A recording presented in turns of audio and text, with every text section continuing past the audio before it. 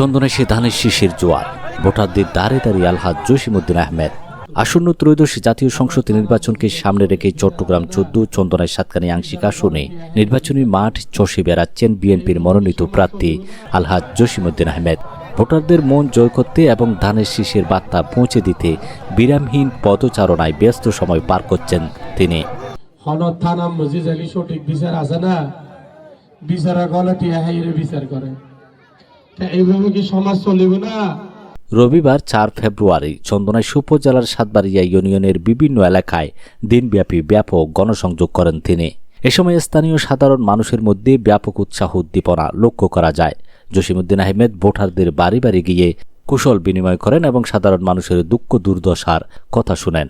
গণসংযোগকালে তিনি প্রতিশ্রুতি দেন, নির্বাচিত হলে এলাকার সকল সমস্যা সমাধানে তিনি অগ্রণী ভূমিকা পালন করবেন।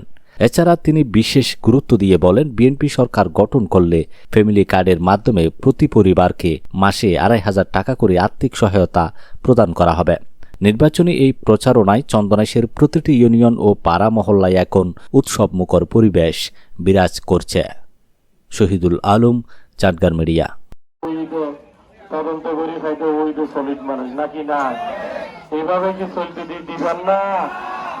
এই যে বালু সিন্ডিকেট, এই যে সিন্ডিকেট, মামলা সিন্ডিকেট, নিরহ মানুষ হলে মামলা দিয়ে খামলা দিয়ে আর প্রতিপক্ষের সিন্ডিকেট হলে নির্যাতন গজিয়ে ৫ তারিখের পরে গজিয়ে